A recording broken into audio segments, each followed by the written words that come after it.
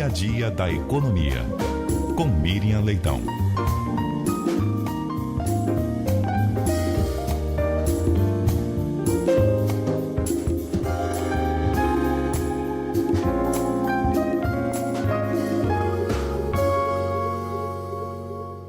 Bom dia para você, Miriam Leitão. Bom dia, Milton. Bom dia, Cássia. Bom dia, ouvintes da Rádio CBN. Bom dia, Miriam. Miriam, nos ajuda a entender aqui esse aumento nos gastos administrativos, gastos para manter a máquina pública funcionando, que somaram, de acordo com dados da Secretaria do Tesouro Nacional, 72,7 bilhões de reais no ano passado, o maior patamar em 9 anos, é a informação que se tem. Dados que mostram que as despesas com o funcionamento da máquina pública ficaram acima de 70 bilhões por ano. E eu queria que você nos explicasse o que tem elevado esse custo.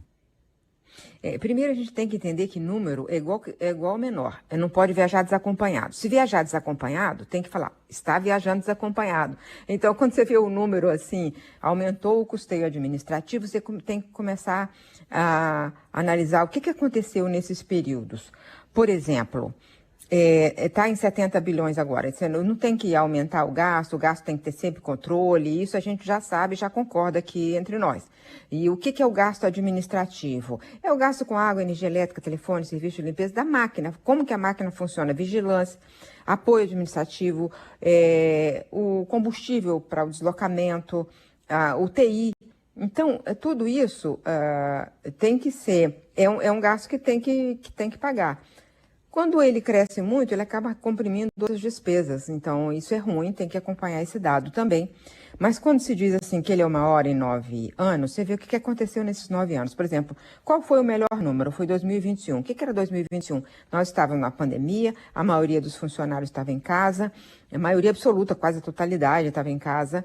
E esses gastos de telefone, de água e tal, eles eram menores por si só. Menos gente usando as dependências públicas, menos gente usando água, por exemplo, né?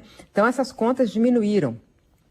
Agora, quando você vai, o outro ano que foi maior do que nesse ano do ponto de vista real, porque todos esses números foram trazidos a valor presente, né? Para serem comparáveis. Isso é tudo feito pelo Tesouro Nacional. Dado 2016. O que aconteceu em 2016? Teve o impeachment. Então, teve um momento que havia gente de duas máquinas trabalhando ao mesmo tempo. Quer dizer, chegaram os indicados que acompanhariam o governo Temer, mas ainda não tinham se desligado os funcionários de comissão que estavam no governo Dilma, porque houve um período de meses em que a presidente estava afastada e o presidente Temer tinha assumido, mas interinamente, até ver o que o Congresso decidia. Então, quando você olha esses dados, você vê que, primeiro, são altos os gastos, mais de 70 bilhões para manter a máquina pública, mas também tem que pensar, outro dado que eu queria acompanhar esse número com outra informação, né, outro raciocínio aqui. Quanto custa uma máquina que não funciona? Custa, às vezes, muito mais. Então, se eu tenho uma equipe para fazer uma fiscalização do IBAMA, mas não tem gasolina para botar no carro, a equipe não faz a fiscalização. Então, quanto custa não fazer a fiscalização? Custa mais. Isso aí não dá números. Isso aí ajuda. Isso aí a gente pensa do ponto de vista do cumprimento da missão de cada órgão, né? Vamos pensar um caso, por exemplo. O caso de Zano e Yanomamis. Hoje saiu uma matéria do Lucas Altino no Jornal Globo, dizendo que eles conseguiram tirar o garimpo de dentro da terra Yanomami. O governo Lula conseguiu. Não conseguiu ainda acabar com o surto de malária, então precisa fazer mais esforço na área de saúde. Mas aquela população que estava morrendo pelos ataques dos garimpeiros, aquele meio ambiente está sendo destruído no governo Bolsonaro, o governo Lula foi para lá enfrentar. E teve muito gasto para fazer isso. Gasto mesmo. Tem gastos que estão em outras rubricas, mas tem gasto também administrativo. Eu me lembro que para fazer o livro Amazônia na Encruzilhada, eu fui conversar com integrantes do governo, funcionários públicos durante o governo Bolsonaro, na área ambiental, e eles diziam que eles tinham que fazer uma atuação meio clandestina para fazer o Estado funcionar no seu papel de defender o meio ambiente, povos indígenas enfim, Ou seja, uma máquina que não funciona, mesmo que mais barato, ela pode custar muito mais do ponto de vista do cumprimento da missão do Estado. Cássia.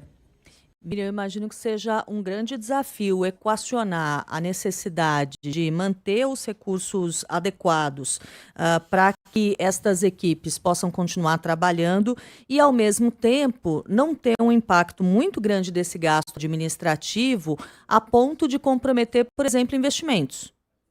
Pois é, aí você tocou no ponto central, como sempre você toca no ponto central, é que os outros gastos todos, gastos livres, gastos administrativos, gastos obrigatórios, eles tiram o governo na capacidade de investir. E quando ele não investe, ele também diminui e apequena o seu funcionamento. Então, gasto público é um tema muito complicado, porque no final das contas somos nós que pagamos. Então, a gente tem o direito de ficar olhando, vigiando, fiscalizando cada número, e esse é o meu papel, o seu papel, o papel do Milton, o papel de jornalistas em geral e dos economistas em particular. Mas, ao mesmo tempo, se você cresce uma parcela como do gasto administrativo, se gasta mais água, mais luz do que precisa, você vai comprimir outros gastos. E um gasto importante, que não é gasto, que é o investimento, precisa para a máquina continuar funcionando. Então, esse é um assunto contas públicas, é sempre um assunto muito longo, mas eu quis aproveitar essa oportunidade para trazer alguns raciocínios que acompanham os números e que eu tenho aprendido no meus meio século de jornalismo econômico. Porque, como você bem disse lá no início, números são que nem criança em viagem. Não pode viajar desacompanhada. É isso. Ou então tem que ter uma plaquinha. Viajou desacompanhado. Adorei essa comparação. Muito obrigado, até mais. Até mais. Até.